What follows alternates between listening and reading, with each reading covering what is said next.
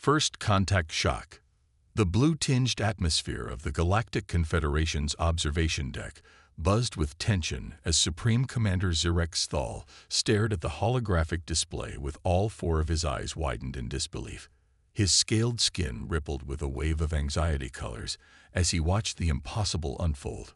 "This cannot be accurate," he whispered, his translator converting the series of clicks and whistles into standard galactic common. No biological entity could survive those conditions without full environmental protection.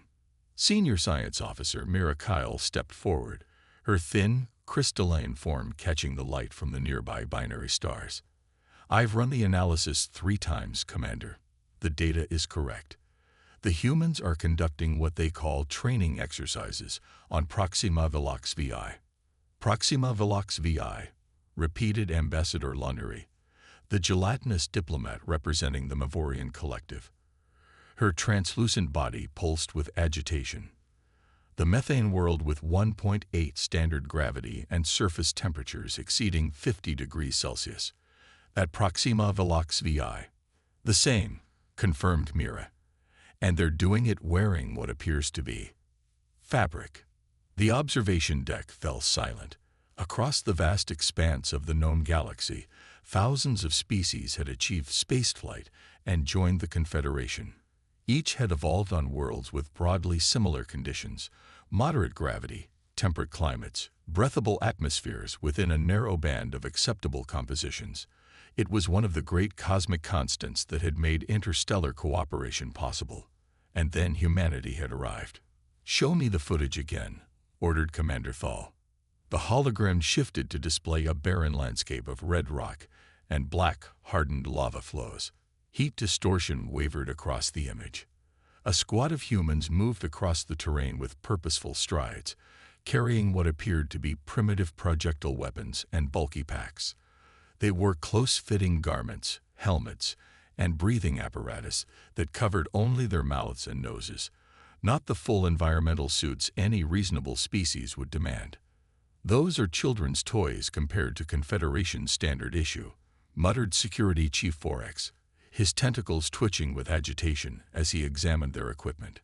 "Perhaps," said Mira, "but our standard issue is designed for species who would die within minutes on that surface without comprehensive protection.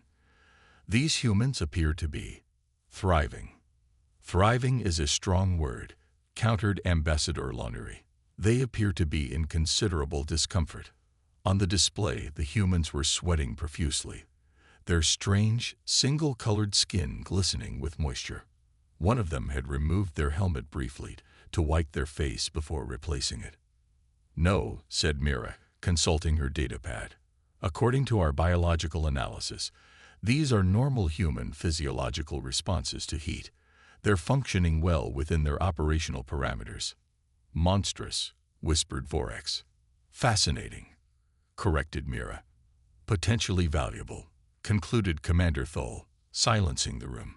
"If they can operate in environments that would kill Confederation soldiers instantly, their military potential is significant." Commander Eliza Reeves squinted against the harsh glare of Proxima Velox VI's twin suns as she surveyed her team's progress across the lava field. The portable atmospheric analyzer on her wrist beeped softly, confirming what her burning lungs already told her. The air here was barely breathable, even with the enhanced oxygen mix from her rebreather. "Delta Team, status report," she barked into her comm unit. "All members operational, Commander," came Lieutenant Maya Chin's crisp response. "Specialist Rodriguez is showing elevated core temperature, but nothing critical. We're approaching the target zone." "Copy that," Reeves replied. "Remember, this is still a training exercise.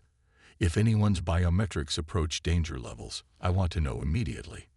She checked her own readings, heart rate elevated but within parameters, body temperature running hot but stable, muscular fatigue building but manageable.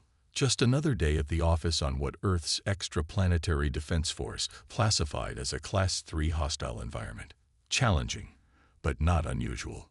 "Commander," called out Sergeant Marcus Williams, her second in command, pointing skyward. "We've got company."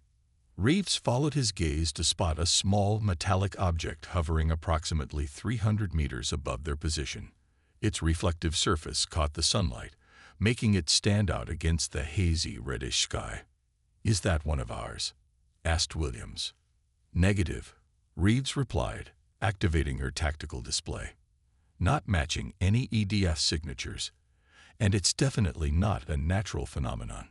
She switched communication channels. "Base camp, this is Commander Reeves. We have an unidentified object observing our position. Please advise." The response came after a brief delay, Colonel Harrison's voice crackling through static. "Commander, be advised we're detecting an unregistered vessel in high orbit. Appears to be of non-terrestrial origin.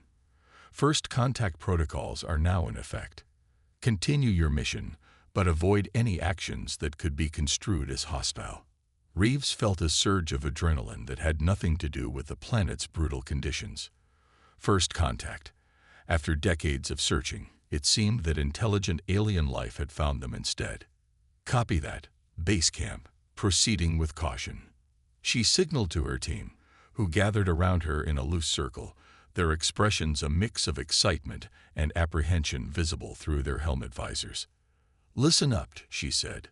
"We may have extraterrestrial observers. Continue the exercise as planned, but be aware that we're now representatives of humanity to whoever is watching. Let's show them what we're made of." Ambassador Kella Envero of the Galactic Confederation Diplomatic Corps considered herself well prepared for most situations. Her species, the Ashani, prided themselves on their adaptability, both mental and physical. Their malleable exoskeletons and multiple sensory appendages had evolved specifically to help them navigate diverse environments. Yet nothing in her extensive training had prepared her for humans. "They've spotted our observation drone," reported the tech specialist aboard the diplomatic vessel Harmonious Exchange. "But they appear to be continuing their activities." "Curious," mused Kella. "No attempt to shoot it down or evade observation. Either they're extremely confident or extremely naive. Or they want to be seen," suggested her aide, Trevin. The diplomatic mission had been hastily assembled after long-range scans had detected human activity on Proxima Velox VI. The Confederation maintained strict protocols about initiating contact with new spacefaring species, but the humans' presence on a world classified as uninhabitable had triggered exception clauses. "We should establish direct communication," Kella decided. "Their orbital station has been responding to our hails, but insisting that we speak with their ground-based command. Prepare the shuttle." Trevin's skin flushed with alarm patterns. "Ambassador, with all due respect, our environmental suits are not rated for Proxima Velox VI's surface conditions. We'll maintain standard atmospheric pressure and composition within the shuttle," Kella assured him, "and we'll invite the humans aboard rather than disembarking ourselves. I have no intention of stepping foot on that hellscape." Colonel James Harrison, commander of EDF Outpost Prometheus, had experienced many surreal moments during his 30-year military career. None compared to standing in the outpost's primary airlock, waiting to greet aliens. "Sir," whispered Lieutenant Commander Nora Walsh, his intelligence officer, "the diplomatic protocols we've established." "I know the protocols, Lieutenant," Harrison interrupted. "But let's remember that theory and practice rarely align perfectly. Be flexible." The airlock's external sensors showed the alien shuttle descending toward the landing pad. It was an elegant craft with sweeping, organic lines that suggested a design philosophy very different from humanity's utilitarian approach to space technology. "I still can't believe they're real," murmured Medical Officer Dr. Imani Okafor, who had insisted on being present despite Harrison's reservations. "And apparently they can't believe we're out here training on this planet." "One species' hell is another species' moderately unpleasant Tuesday," replied Harrison with a wry smile. "Let's try not to make them too nervous." The shuttle landed with remarkable precision, barely disturbing the red dust that covered the landing pad. A moment later, a seamless door appeared in its side, rising open to reveal a softly lit interior. Harrison straightened his uniform and stepped forward. Remember, he said quietly, we represent all of humanity in this moment. A figure appeared in the shuttle's doorway, and Harrison fought to maintain his composure. The alien, for it could be nothing else, resembled a 2-meter-tall insect with an iridescent exoskeleton that shifted colors as it moved. Multiple limbs extended from its thorax, and what appeared to be sensory tendrils waved gently around what he assumed was its head. Greetings, came a synthesized voice, evidently from some kind of translation device. I am Ambassador Kellen Vero of the Galactic Confederation. We come in peace and mutual curiosity. Harrison performed the formal bow that had been established in the first contact protocols. I am Colonel James Harrison of Earth's Extraplanetary Defense Force. On behalf of humanity, I welcome you to Outpost Prometheus. The alien's tendrils waved more rapidly. Excitement. Agitation. Harrison couldn't tell. Colonel Harrison, said the alien, would you and your delegation be willing to come aboard our shuttle for initial discussions? Our environmental requirements differ significantly, and we are not equipped to survive in your training environment. Harrison nodded. Of course, Ambassador. We would be honored. As they boarded the alien shuttle, Dr. Okafor discreetly activated her atmospheric analyzer. Her eyebrows rose slightly as she studied the readings. Their air composition is remarkably similar to Earth standard, she whispered to Harrison. Slightly higher oxygen content, trace elements we don't normally breathe, but nothing harmful. Harrison filed this information away as they were led to a circular chamber where several other aliens of different species waited. He noted with interest that despite their diverse appearances, they all seemed to share certain physiological traits. Bilateral symmetry, similar size ranges, and what appeared to be specialized respiratory adaptations. Colonel Harrison, began Ambassador, and Vero, once they were seated in conforming chairs that adjusted to human physiology, I must express the Confederation's surprise at finding your species conducting military operations on Proxima Velox Vitae. Most spacefaring civilizations could not survive there without extensive technological assistance. Harrison exchanged glances with his team before responding. Ambassador, what you observed was a routine training exercise. Proxima Velox VI presents environmental challenges, certainly, but nothing extraordinary by our standards. The alien translator produced a series of clicks and whistles that Harrison assumed was the equivalent of astonished laughter. Nothing extraordinary, repeated Envero. Colonel, the surface temperature alone would cause permanent damage to most Confederation species within minutes. The atmospheric composition is toxic to approximately 60% of our member races. The gravity would crush the skeletal structures of many others. Harrison struggled to hide his surprise. I see. We were unaware that what we considered challenging but manageable conditions would be so extreme for other intelligent life. Your species evolved on a similar world? Asked another alien, whose body appeared to be primarily composed of translucent, gelatinous tissue. Earth has a wide range of environments, explained Dr. Okafor, stepping in as the scientific expert. From Arctic regions, where temperatures drop below freezing, to deserts where they soar above 50 degrees Celsius. Our species originated in equatorial regions, but has adapted to live virtually everywhere on the planet. The aliens conferred among themselves in a variety of sounds that the translation devices didn't convert. Harrison noticed their body language, if he could call it that, suggested increasing agitation. You said this was a military training exercise. Envero finally continued. May I ask its purpose? Harrison chose his words carefully. Humanity believes in preparing for all possibilities. While we hope for peaceful relations with any intelligent life we might encounter, we also train to defend ourselves if necessary. Against what? Asked the gelatinous alien, its form rippling. What enemy could possibly require preparation in such environments? Harrison met the alien's gaze, or what he assumed was its sensory apparatus, steadily. The unknown, Ambassador. We train against the unknown. Commander Reeves led her team over the ridge of a massive lava tube, their boots finding purchase on the volcanic glass that had formed when the molten rock cooled. Below them stretched a valley of razor-sharp rock formations that resembled a forest of obsidian knives. "Beautiful, in a deadly sort of way," commented Lieutenant Chen, adjusting her pack. "Like most things worth appreciating," agreed Reeves.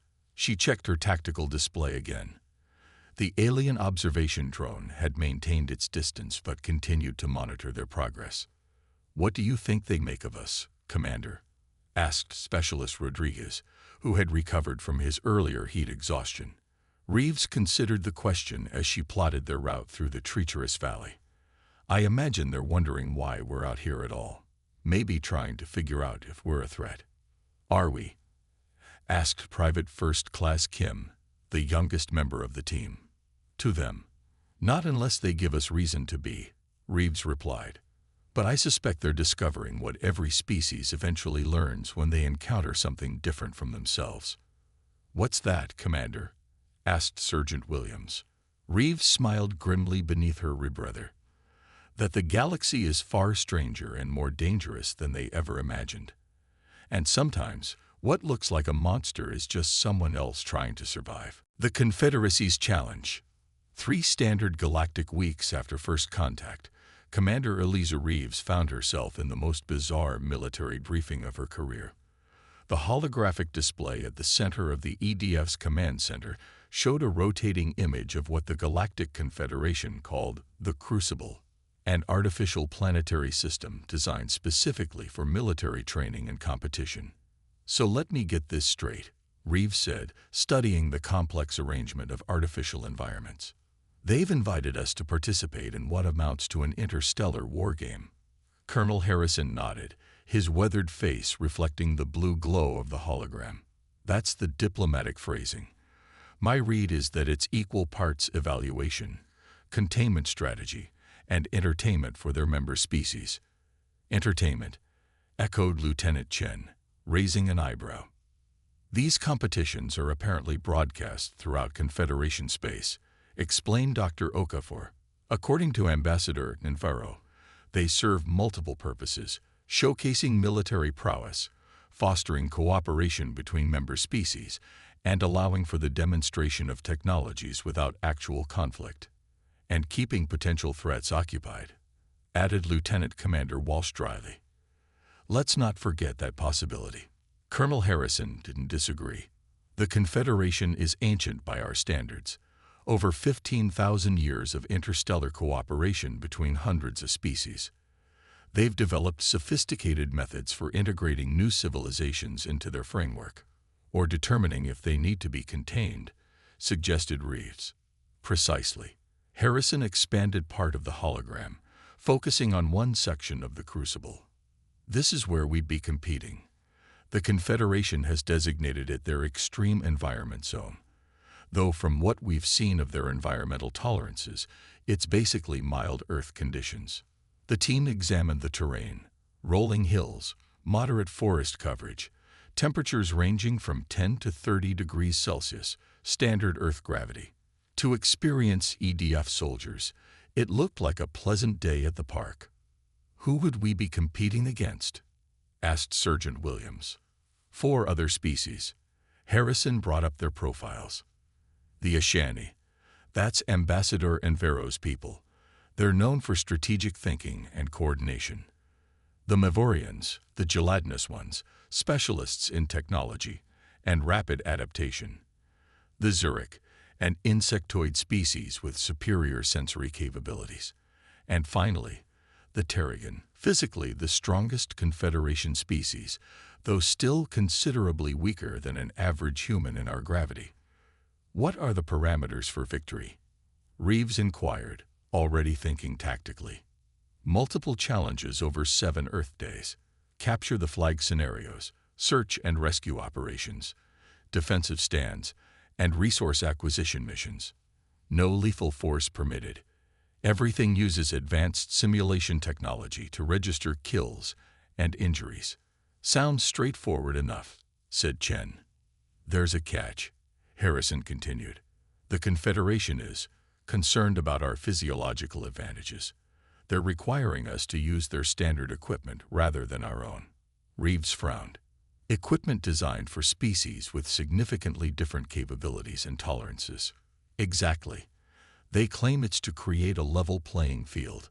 You'll have access to their environmental suits, weapon systems, and tactical gear, all calibrated for human use, but fundamentally designed around their technology and limitations. They're handicapping us, Williams said flatly. Yes, agreed Harrison, but they don't see it that way. From their perspective, they're preventing us from having an unfair advantage. Remember, most of their species would die in environments we consider mildly uncomfortable. Reeves studied the terrain map more closely. What are they telling us, Colonel? This feels too convenient. Harrison's expression darkened. Intelligence has intercepted some concerning communications. There's a faction within the Confederation that views humanity as a potential threat precisely because of our environmental adaptability. They're pushing for restrictive treaties that would limit human expansion to worlds within narrow parameters, essentially constraining us to a tiny fraction of potentially habitable planets by our standards. And this competition is a way to assess just how dangerous we might be, concluded Walsh. Or how useful, countered Harrison. Not everyone in the Confederation feels threatened. Some see strategic value in an alliance with a species that can operate in environments their enemies cannot. Reeves straightened, her decision made. When do we leave? High Admiral Vexazal of the Ashani Defense Fleet regarded the human delegation with all four of his primary eyes. His secondary visual organs retracted in what his species considered a gesture of respect. The humans seemed unnerved by it nonetheless, their own bizarre, single-pupil eyes constantly scanning his face as if searching for familiar expressions. The crucible awaits, Colonel Harrison, he said, gesturing toward the massive orbital structure visible through the viewport of his command vessel. Your team has been assigned quarters in Sector 7, which has been adjusted to approximate Earth standard conditions. We appreciate the accommodation, replied Harrison diplomatically, though Vexazel noted the subtle tension in the human's posture. Their species communicated as much through body language as through words, a trait they shared with the Ashani, if little else. The other competing teams are eager to meet you, continued the Admiral. Humanity's inclusion in this cycle's Crucible Challenge has generated considerable interest throughout the Confederation. I imagine so, said Commander Reeves, the female human who would be leading their combat team. We're looking forward to the exchange of tactics and technologies. Vexel's skin rippled in what humans might interpret as a smile, though it was actually an expression of cautious assessment. Indeed, though I must remind you that Crucible regulations prohibit techniques that would cause actual harm to competitors. We understand that human military training often involves physical extremes that would be damaging to other species. We're well aware of the restrictions. Admiral, Reeves replied coolly. My team has been thoroughly briefed. Excellent. Vexazal turned to the viewing portal as they approached the docking bay. The opening ceremony begins in 6 standard hours. Your team will be introduced alongside the other competitors, and the first challenge will commence at the beginning of the next cycle. As they disembarked into the Crucible's massive central hub, Vexazal noted with interest how the humans moved in the slightly lower gravity, with a fluid grace that belied their dense muscular structure. Watching them, he was reminded of the reports from Proxima Velox VI. These creatures evolved on a world that would kill most Confederation species within minutes, and it showed in every aspect of their physiology. Fascinating and terrifying. The Crucible's central arena hummed with the excited chatter of thousands of spectators from dozens of species. Holographic displays hovered above the circular platform, where the competing teams would soon be introduced, showing statistical data and background information about each species. Commander Reeves stood with her team in the preparation chamber, examining the equipment they'd been provided. The Confederation combat suits were surprisingly lightweight, made of a material that seemed to adapt to the wearer's movements. The weapons, non-lethal energy projectors that simulated combat damage through neurological feedback, were elegantly designed if somewhat underpowered by human standards. These suits would fall apart in a real combat zone, muttered Specialist Rodriguez, testing the fabric's resistance. "One sharp rock, and you have a tier." "Because they don't train on sharp rocks," replied Reeves. "Remember, most Confederation species evolved on worlds with relatively uniform conditions. Their concept of environmental hazards is fundamentally different from ours." Commander called Lieutenant Chen from across the room. "You might want to see this." Chen had accessed a David terminal and was scrolling through information about the other competitors. The Zurich team. They're specialists in low-visibility combat. Apparently, their homeworld has perpetual dust storms that limit vision to a few meters. "Useful information," acknowledged Reeves. "Any other insights?" "The Terrigen rely heavily on coordination. They have a limited form of telepathic communication within their species. And the Mavorians. This is interesting. They can temporarily alter their physical structure to adapt to different challenges." "And the Ashani?" "Less concrete information. They're the dominant species in the Confederation military. Veterans of actual combat operations against something called the Outer Rim Incursion about 50 standard years ago." Before Reeves could inquire further, a chime sounded, indicating it was time to enter the arena. Her team formed up behind her: Lieutenant Chen, Sergeant Williams, Specialist Rodriguez, and Private Kim, each checking their equipment one final time. "Remember," said Reeves quietly as the massive doors began to slide open, "we represent all of humanity here. Whatever happens in that arena has implications far beyond a simple competition." They emerged into blinding light and a cacophony of alien sounds, some recognizable as applause, others utterly foreign. The arena's central platform rotated slowly, giving the assembled spectators a view of each team as they were introduced. The Ashani team stood with perfect military precision, their iridescent exoskeletons gleaming under the lights. The Mavorians pulsed with bioluminescent patterns, their gelatinous bodies contained within specialized support frames.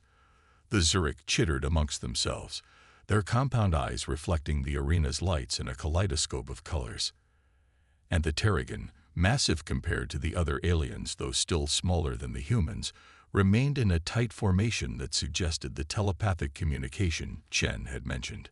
A voice boomed through the arena, speaking first in a language Reeves didn't recognize, then shifting to flawless English. "Honored spectators, esteemed officials, and distinguished competitors, welcome to the 512th Crucible Challenge. This cycle brings us a historic first, the inclusion of humanity, the newest spacefaring species to join our galactic community."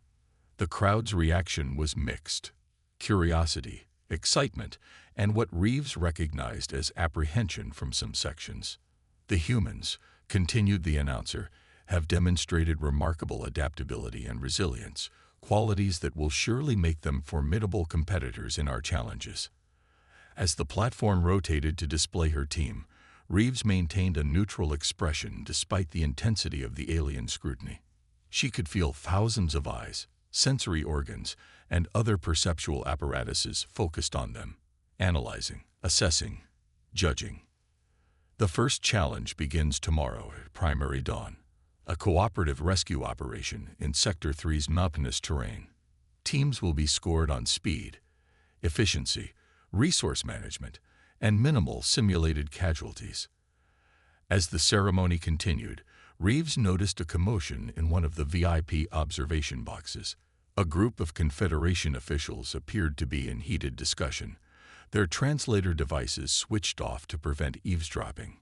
One of them, a tall, spindly being with metallic skin, kept gesturing toward the human team while another official, who resembled a mass of writhing tentacles, repeatedly made a slashing motion with its appendages.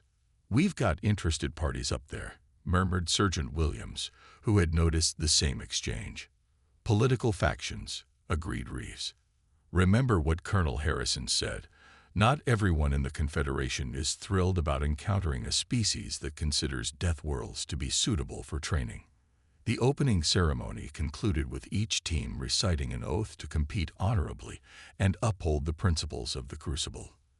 As they were escorted back to their quarters, Reeves couldn't shake the feeling that they were being evaluated for purposes far beyond a simple military competition. Supreme Counselor Thrix of the Confederation Security Council observed the human team with growing concern. His species, the Valdorian, had always prided themselves on foresight, both literally with their precognitive abilities and figuratively through careful political calculation. "They move wrong," he said to his aide, a fellow Valdorian named Elex. "Watch how they restrain themselves, constantly checking their own strength. It's as if they fear breaking the very ground beneath them." "The physiological data is concerning," agreed Elex, reviewing information on his datapad.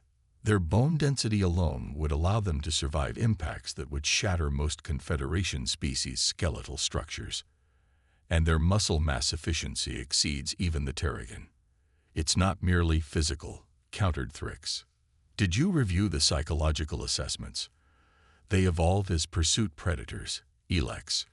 Most Confederation species evolved either as prey or as ambush hunters.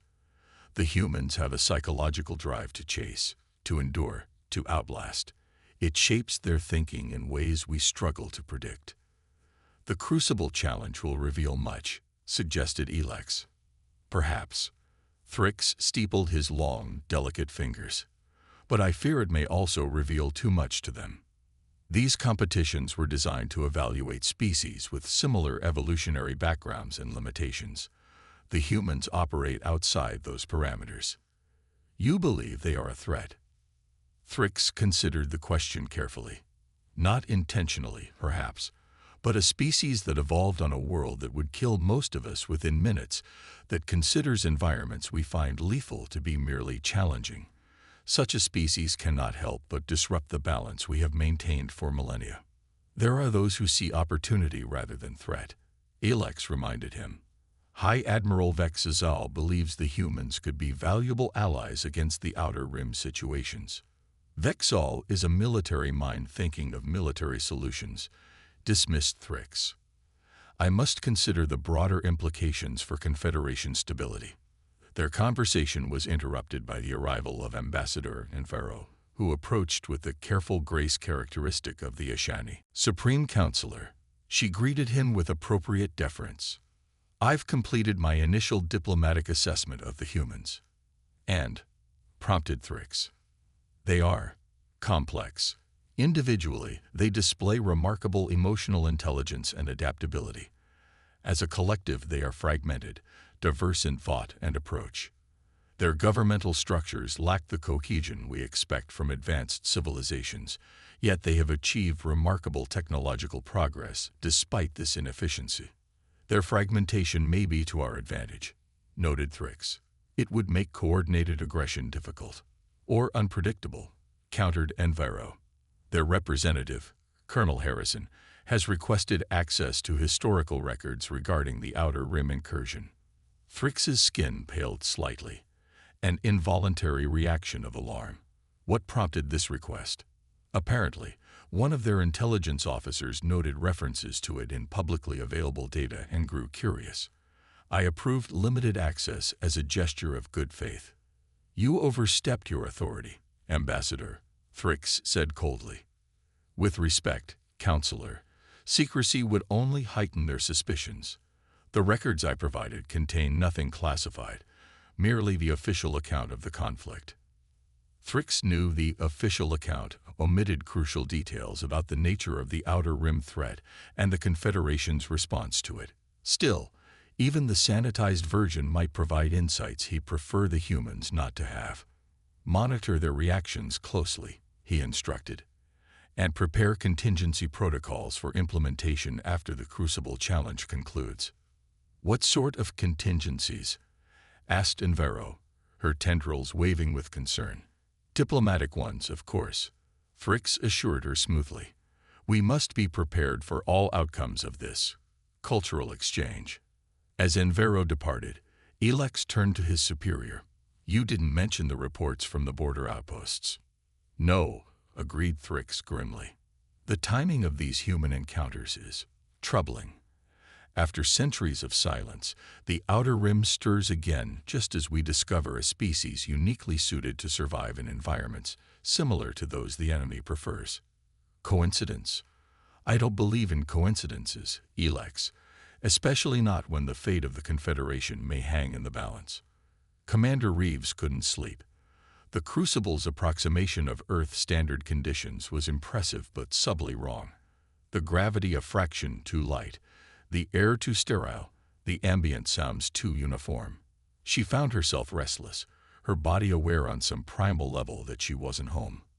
After tossing on the too soft bed for several hours, she gave up and made her way to the team's common area. To her surprise, Lieutenant Chen was already there, studying something on a Confederation data tablet. "Couldn't sleep either?" asked Reeves. Chen looked up, her expression troubled. "Commander, I've been reviewing the historical data Ambassador in Vero provided about the Outer Rim incursion. Something doesn't add up." Reeves poured herself something that approximated coffee from the alien food synthesizer and joined Chen at the table. "What have you found?" The official account describes a conflict with an aggressive non-Confederation species from the Galactic Rim. A brief war, decisive Confederation victory, threat contained. Very neat, very clean. But the casualty figures don't match the description of the conflict. They lost entire colonies, Commander. Billions of lives. That's not a brief war. That's an existential threat. Reeves frowned, taking the tablet and scanning through the data. "You're right. And look at the environmental conditions where these battles took place. High gravity, extreme temperatures, toxic atmospheres. Environments that would kill most Confederation species without significant technological protection," Chen noted. "Environments that humans could potentially survive in with minimal equipment. And suddenly, they discover us training on a death world, and within weeks we're invited to participate in their military games." Reeves set down the tablet. "This isn't just about assessing a new species. They're evaluating us as potential weapons," concluded Chen, "against an enemy that might be returning." Reeves stared at the data, pieces falling into place. The factions we observed, the rushed diplomatic process, the specific challenges selected for the competition, all design,